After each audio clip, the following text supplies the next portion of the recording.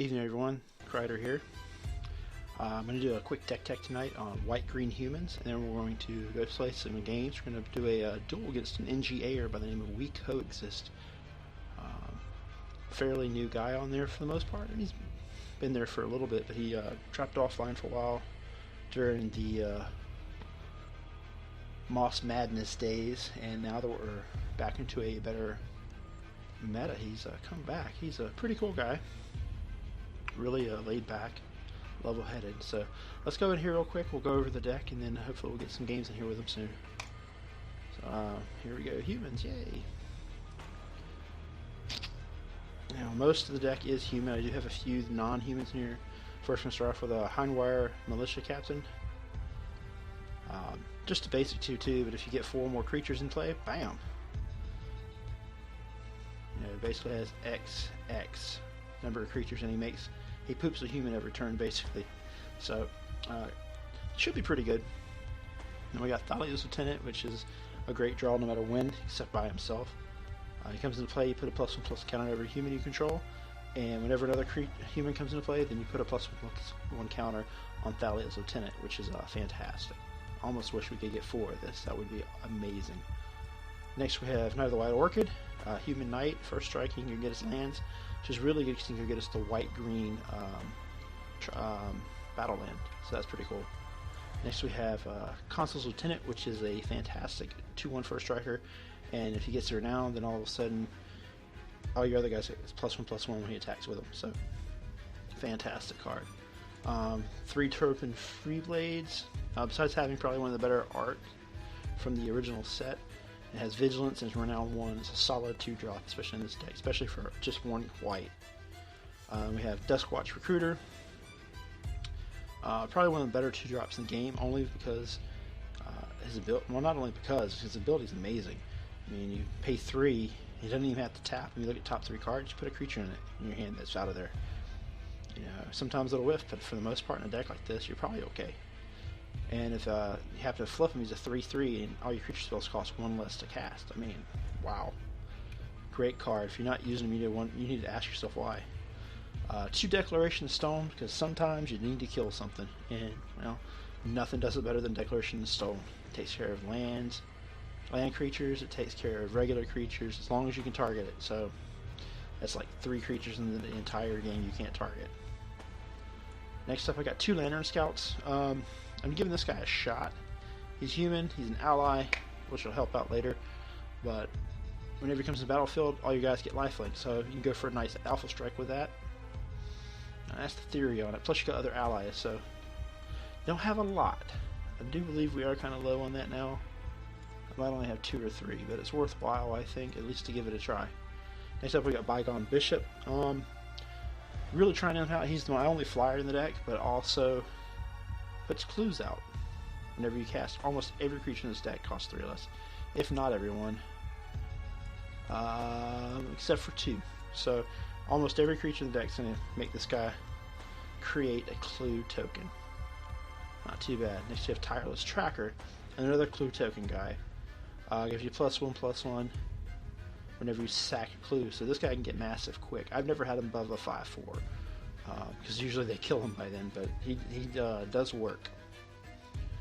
Next up is Veteran War Leader. He's another creature that gets +X/+X, depending on the number of creatures you have in play.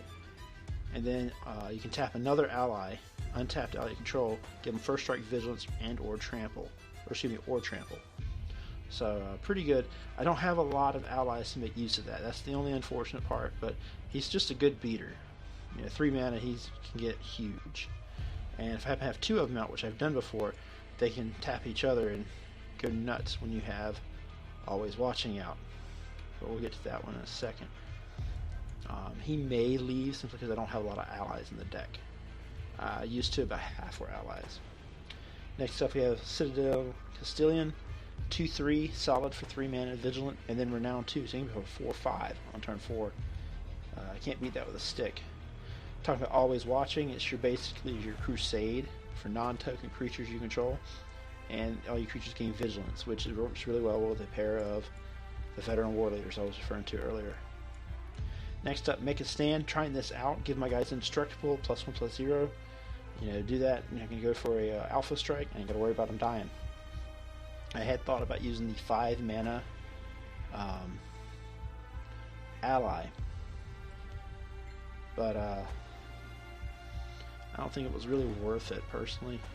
Simply because I have cut back on allies, and also this is an instant. It could save my guys from a planar outburst and or radiant flames. So next up is Nisa Voices Zendikar. She makes plant tokens, which isn't really why you have her in here. Mainly you want her here for the +1/+1 counters. But you put a +1/+1 counter by, the next turn you make a plant token, do it again, and it's a good day, hopefully. High end of the deck is your Kytheons and Regulars.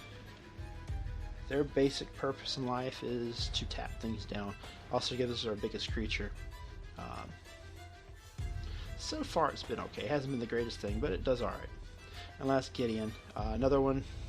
His main purpose is drop an emblem. But if you can drop a couple creatures and make some swings with them, that's all good too. Can't complain. I've got 23 land in here, so 10 plains, 5 forests, 2 canopy vistas, which can be fetched with the Knight of the White Orchid, which I referred to earlier. Bop, bop, bop, bop, bop. Then we've got 2 Westfield Abbeys, because if the game goes long, you can poop out human clerics, which is good because it just kind of meets the theme of the deck.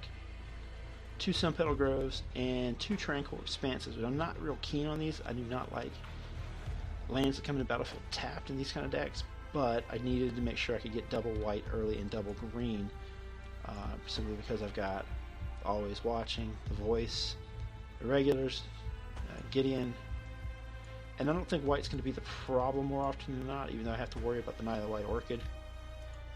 Green, double green for Voice might bite me in the butt occasionally. I don't think I need more than 23 mana here. If you've been paying attention to Covert Go Blue, he's a pretty big fan of 26 land in this environment, and it might be the right call for most decks. I do not think this is one of them. I kicked that right out of my deck. That's my bad. So that is pretty much the deck right now. I'm going to go ahead and close this out and get a hold of We Coexist, and we're going to have ourselves a game or two, or maybe 3. So thanks for watching, and we'll see you guys in a few minutes.